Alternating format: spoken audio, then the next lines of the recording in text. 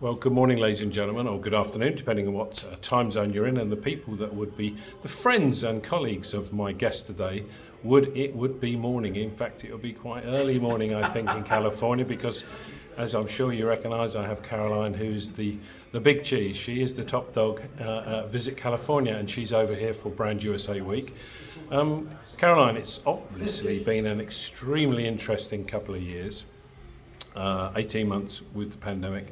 How's California done in that time? I mean, have you just battened down the hatches and waited for the storm to pass over, or have you been working away? What have you actually been doing?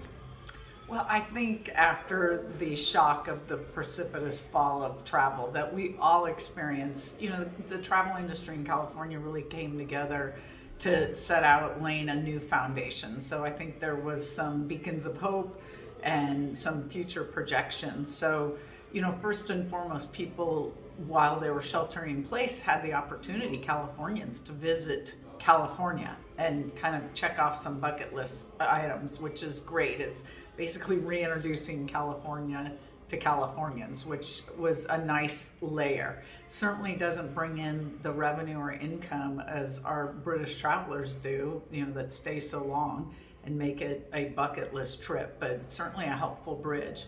But we really laid down some new protocols as well in terms of taking our sustainability plan and kind of moving it into the era of responsible travel, with making sure that we incorporated safety, protocols, which were super important, as well as the industry was busy at work with the whole building renaissance. So we've got a whole new California to share with our prospective British travelers.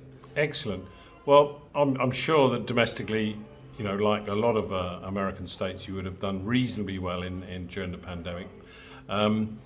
But what's the situation as of November the 8th, which is, I was out in America recently when the news was announced that the president was going to give it the big thumbs up. The White House said, yep, come November the 8th, you come on down.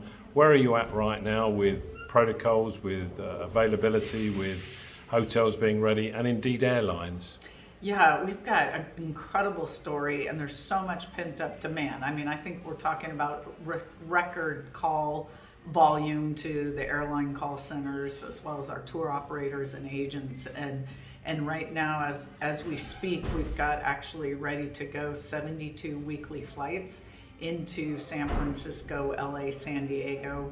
British Airways just announced a nonstop also into San Jose, California.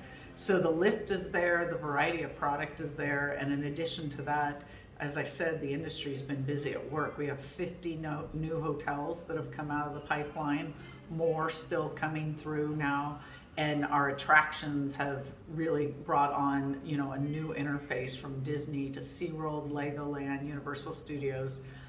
They can't wait to receive the British traveler as well. Very good. Well, one of the things that the world has been talking about since the pandemic arrived and established itself, if you like, and hopefully it's now on the wane, was that when we do come back to normality, as some people say, it actually won't be normal because people are going to build back better. Now, I know that I've sat through a number of your press conferences at IPW in the past. I've always been impressed by the fact that Visit California. I've always spoken about the quality, actually, of the experience of going to California, rather than just about even though you've just quoted about the number of hotel bed spaces and pounds and dollars and cents. I know that's important, but it's the quality of the experience. Do you think it's just rhetoric, this Build Back Better, or will you, for example, in Visit California and the California state strategy, be encompassing some of that Build Back Better? Yeah, I think it's really part of our operating software or in our core DNA as Californians. We're always innovating and looking to the future. And with regard to the travel experience, we do value. So it's not just great product, but value, which is important in terms of it being worth every penny as opposed to being expensive. And I think our embarrassment of riches and the diversity of product that California holds is that you can have an exceptional experience every day on your California vacation that is diverse, in terms of coming into San Francisco and then within an hour's drive or venture, you've got world-class wine country with Napa and Sonoma, for example.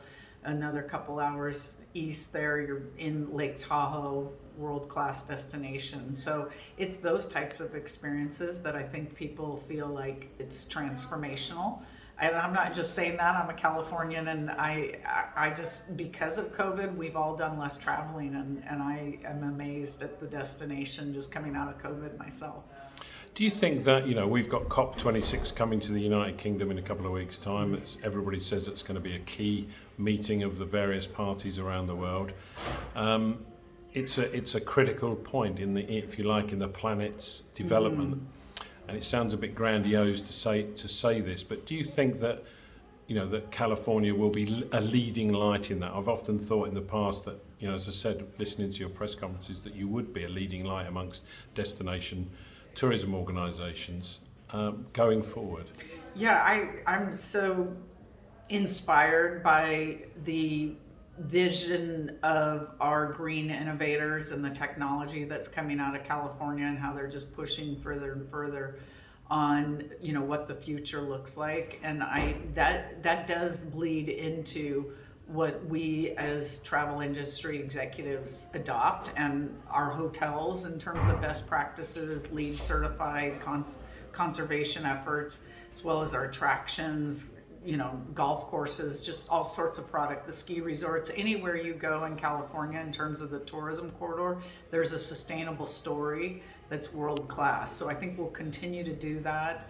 I actually was just appointed by Secretary Raimondo on the Travel and Tourism Advisory Board for the U.S., and she just asked me to chair the Climate Change Committee because of the work that I'm fortunate to do with our Governor Newsom, that is a true visionary in that space. And do you think, again, talking about almost like sea changes in the way that tourism and travel is developed and will be developing, that you as an individual, you as an organisation, may in the next 3 to 4 years be, the measures of your success will be different than they were pre-pandemic? In other words, it won't always be about pounds, shillings, dollars, cents, numbers coming in, numbers staying, bed nights. It will actually be about other things, about how the citizens of California, for example, respond to inbound tourism.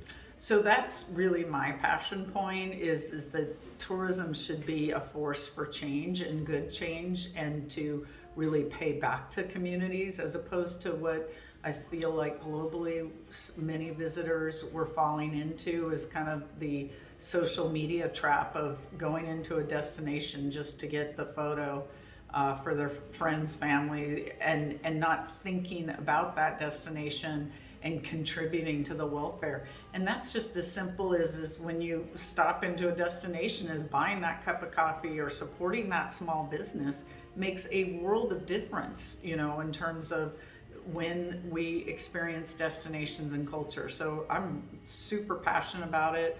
And I think COVID has given us pause to be thinking about it. I don't see it as a California issue.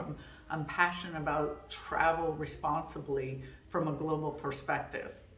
Excellent. Well, I, for one, wish you the very, very best of luck in your endeavours in that, and certainly globally and nationally. And thank you for your time. Oh, appreciate it. Thanks, Graham.